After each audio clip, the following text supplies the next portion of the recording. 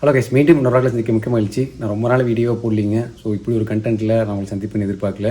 But ரொம்ப heart பிரேக்கிங்காக இருக்குதுங்க. ஏர் இந்தியாவில் இந்த ஃப்ளைட் கிராஷ் ஆனதுக்கப்புறம் இந்தியா ஃபுல்லாகவே இது ரொம்ப ஹாட் டாப்பிக்காக போயிட்டுருக்கு. 1 வீக் ஆனதுக்கப்புறமே இன்னும் நிறைய இதை பற்றி டிஸ்கஷன் போயிட்டே தான் இருக்குதுங்க.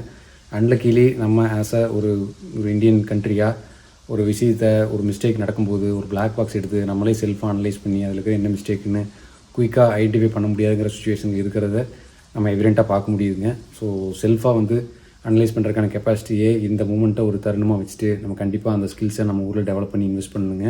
ஏன்னா இப்போ எல்லாமே நம்ம கண்ட்ரோலில் நம்ம அத்தாரிட்டிஸ் அப்ரூவ் பண்ணதுக்கு அப்புறம் நமக்கு அந்த ஃப்ளைட்டே உள்ளே ஃப்ளை பண்ண விட்றோம். ஸோ அப்படிங்கும்போது அதில் இருக்கிற மிஸ்டேக்ஸு எஸ்பெஷலி பிளாக் பாக்ஸில் தான் நமக்கு டேட்டா எடுக்க முடியும்னு தெரியும். அதை அனலைஸ் பண்ணுறதுக்கான கெப்பாசிட்டி நம்ம ஊரில் இல்லைன்னு சொல்ல முடியல. பட் சம்ஹவ் இன்னும் ஜெனரேட் தான் இருக்காங்க. நிறைய ரிப்போர்ட்ஸ் வெளியில் அனுப்பிச்சு தான் நம்ம அதை கேட்கணும்.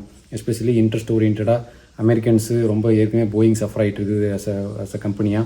அங்கே கொடுத்து அவங்க எடுத்து அதை டேட்டா கேதர் பண்ணுன்னா அது இன்னுமே கரெக்டான டேட்டா நமக்கு கிடைக்குமா என்னன்னு தெரியாதுங்க. ஸோ இது ரொம்ப கஷ்டமாக இருக்குதுன்னு நினைக்கும்போது அதனால் இந்த தருணத்தை நம்ம கண்டிப்பாக வச்சுட்டு இதை டெவலப் பண்ணணுங்க. ஸோ இப்போ நான் பார்த்த விஷயத்த கண்டினியூஸாக இதை பற்றி எல்லாருமே பார்த்துட்டே இருக்கோம். இதில் இன்ட்ரெஸ்ட்டாக இருக்கிறவங்க எஸ்பெஷலி. ஸோ நான் அனலைஸ் பண்ணுறது என்ன கேட்டிங்கன்னா, ஒரு ஜஸ்ட்டு பேசிக்கு ஒரு ஹியூமனுக்கு இருக்கிற ஒரு சென்ஸை வச்சு தான், நம்ம காதோட சக்தியை வச்சுங்க. ஸோ உங்களுக்கு நான் ஒரு சில வீடியோஸ் ப்ளே பண்ணி காமிக்கிறேன். அதில் டெஃபினட்டாக என்ன ஒர்க் ஆகலைங்கிறது தெரியும். வண்டியில் கண்டிப்பாக சில விஷயங்கள் ஒர்க் ஆகணும், அப்போ தான் ஃப்ளைட் மேலேயே இருக்கும். அது ஒர்க் ஆகலைன்னா டெஃபினட்டாக கீழே விழுந்துடும். அதுக்கு உண்டான வீடியோஸ் இப்போ நான் உங்களுக்கு காமிக்கிறேன். ஸோ இந்த வீடியோக்குள்ளே என்ட்ரு ஆகிறதுக்கு முன்னாடியே நான் ஓப்பனாக சொல்கிறேங்க, டெஃபினட்டாக 2 இன்ஜினும் ஒர்க் ஆகலை. என்ஜின் ஃபெயில் ஆச்சுன்னு நான் சொல்லிங்க, ஒர்க் ஆகலை. ஏன்னு இப்போ நான் உங்களுக்கு சொல்கிறேன். ஸோ நம்மளுக்கு இருக்கிற ஒரே ப்ரூஃபுங்க வீடியோ. எஸ்பெஷலி யாரோ கையில் வச்சு ரெக்கார்ட் பண்ண மாதிரியே இருக்குதுங்க. சிசிடிவியில் எடுத்த மாதிரி தெரியல, பட் எப்படி ரெக்கார்ட் பண்ணாங்கன்னு தெரியல. ஸோ இந்த சவுண்டை நீங்கள் கேளுங்க. எஸ்பெஷலி என்ன மாதிரி சவுண்டெல்லாம் வருதுன்னு பாருங்கள். ஒரு ஃப்ளைட் போகும்போது என்ஜின் ஓடுற சவுண்டு கேட்கும். ஃப்ளைட் போகும்போது ஒரு காற்று உள்ளே இழுத்து வெளியே தள்ளுற சவுண்டு கேட்கும். வேறு டிஃப்ரெண்ட் டைப் ஆஃப் சவுண்ட்ஸ் நீங்கள் கேட்பீங்க. அது இப்போ நான் உங்களுக்கு ப்ளே பண்ணி காமிக்கும் போது உங்களுக்கு தெரியும். இது இல்லாமல் ஒரு டிஃப்ரெண்ட்டான ஒரு பழைய காலத்து ஃப்ளைட் சவுண்டு ஒன்று இதில் கேட்கும் உங்களுக்கு. அதை ரொம்ப கேர்ஃபுல்லாக நீங்கள் நோட்டீஸ் பண்ணணும். நான் ப்ளே பண்ணுற பாருங்கள். இப்போ இதுவரை கேட்டது அந்த ஊர்ன்னு கேட்டது பாருங்க. இது அந்த பழைய காலத்து ஃப்ளைட் சவுண்டு. இது ஒரு டர்பைன்லேருந்து வர்ற சவுண்டுங்க. அது என்னங்கிறது லேட்டர் நான் உங்களுக்கு சொல்கிறேன்.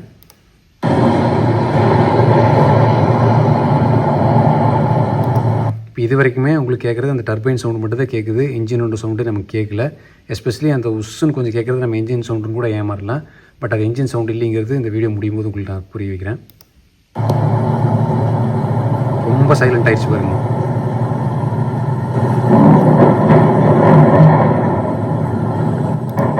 வெடித்து முடிச்சிருச்சு. ஃப்ளைட்டு வெடித்து எவ்வளோ நேரம் ஆகுது, ஆனால் அந்த உஸ்ஸுங்கிற சவுண்டு இன்னுமே கேட்டே இருக்குது. இப்போவும் கேளுங்க. அந்த ஃப்ளைட்டு நம்ம கற்பனை பண்ணி பார்த்தீங்கன்னா, அது ஒரு ஃப்ளைட்டு போயிட்டு பார்த்தோம்னா அது ஃப்ளைட்லேருந்து வர சத்தம் மாதிரி தான் ஃபீல் இருக்கும். பட் அது இல்லை, ஆம்பியன் சவுண்ட் இங்கே இருந்திருக்குது. அந்த ஆம்பியன் சவுண்டை we have to ignore. So நான் கண்டினியூஸாக வீடியோ ரெக்கார்ட் பண்ணிட்டு இருக்கும்போது எனக்கு எப்பவுமே இருக்கிறதுங்க, நான் மைக்கை பார்த்து பேசினா என்னோடய சவுண்ட் மட்டும் தான் ரெக்கார்ட் ஆகுதுன்னு நினைப்பேன். பட் டெஃபினட்டாக அப்படி இருக்காது. ஹை குவாலிட்டி மைக்கை யூஸ் பண்ணி ப்ராப்பரான மைக் இல்லாமல் ரெக்கார்ட் பண்ணாலே சுற்றி இருக்கிற ஆம்பியன்ஸும் எஸ்பெஷலி ரோடில் வெளியே லைஃப் ஸ்டைல் விளாக்லாம் பண்ணும்போது நான் ரொம்ப கேர்ஃபுல்லாக இதை எப்பவுமே நான் மைண்டில் வச்சுட்டு இருப்பேன். ஏன்னா நம்ம பேசுகிற மட்டும் தான் ரெக்கார்ட் ஆகுதுன்னு நினைப்போம். பட் அப்படி கிடையாது. இப்போ இங்கேயும் இந்த ஆம்பியன் சவுண்டை நீங்கள் இக்னோர் பண்ணிட்டு பார்த்தீங்கன்னா வெறும் அந்த டர்பைன் கீழே ஃப்ளைட்லேருந்து எமர்ஜென்சிக்காக ஒரு பவர் கிடைக்கிறதுக்காக கீழே வருங்க. அதில் சுற்றி தான் அந்த சவுண்டு வந்திருக்குது. ஸோ இதுக்கு நமக்கு நிறையா இப்போ லைக் யூடியூப்பில் ஒரு கிரேட் ஹெவன் சொல்லுவோங்க. ஸோ இது எக்ஸாம்பிளோடையே ஏர்போர்ட்லேருந்து எடுத்து போட்டிருக்காங்க. ஸோ இப்போ சிமிலர் கைண்ட் ஆஃப் ஃப்ளைட்டுங்க இது. இப்போ இதில் நான் அந்த டர்பைன் சொன்னேன்லங்க, இந்த கடைசியில் இருக்குது பாருங்கள், இந்த இருக்குது பாருங்கள். இது நார்மலாக எனேபிள் ஆகிருக்காது. ஸோ இந்த இது செக் பண்ணுறதுக்காக இது எனேபிள் பண்ணி செக் பண்ணியிருக்காங்க. இப்போ நான் அதை ப்ளே பண்ணுற பாருங்க. நல்ல டிஸ்டிங் சவுண்டு கேட்கும். இப்போ இது லேண்டிங் ஆகிட்டு இருக்குது. கேளுங்க.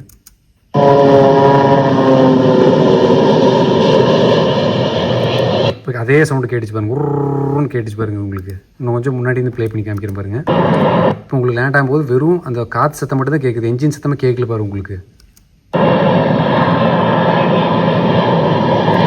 ரொம்ப கம்மியாக தான் கேட்குது என்ஜின் சவுண்டு. ஒரே இடத்துல மட்டும் தான் கேட்டுச்சு. இப்போ கேட்குறது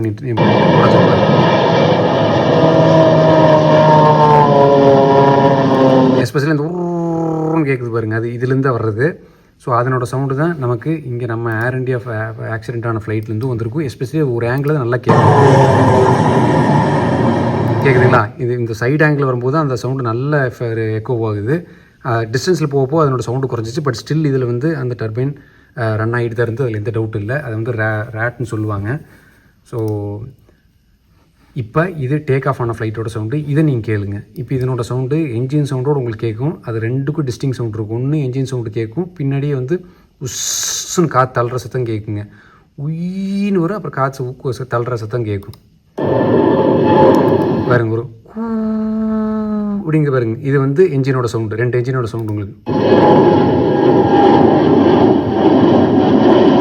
இப்போ அது 2 கம்பைன் ஆகுது. அந்த சத்தம் கம்பைன் ஆகுது, பின்னாடி தள்ளுற காற்று சத்தம் கம்பைன் ஆகுது. அந்த காற்றை கிழிக்கிற சத்தம் அப்படிங்கிற சவுண்டு.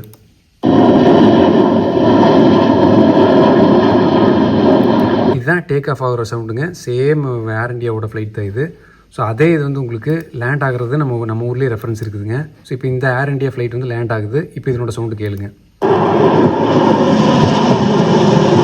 பாருங்க, வெறும் காற்று சத்தம் மட்டும் தான் கேட்குது, என்ஜின் சத்தமே இல்லை. நல்லா நோட்டீஸ் பண்ணி பாருங்கள்.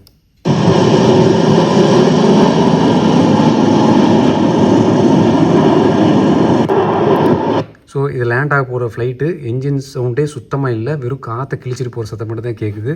இப்போ ஆக்சிடென்ட் ஆன வீடியோவுக்கு வாங்க. இப்போ இங்கே இருக்கிறது கேளுங்க. இப்போ இது லேண்ட் ஆகிற மாதிரி ஒரு சவுண்டு தான் வந்துட்டு இருக்குது. அந்த ரேட்டோட சவுண்டு மட்டும் தூக்குனிங்கன்னா, ஸோ அந்த ரேட்டு ஒரு டிஸ்டிங் சவுண்டு க்ரியேட் பண்ணுது.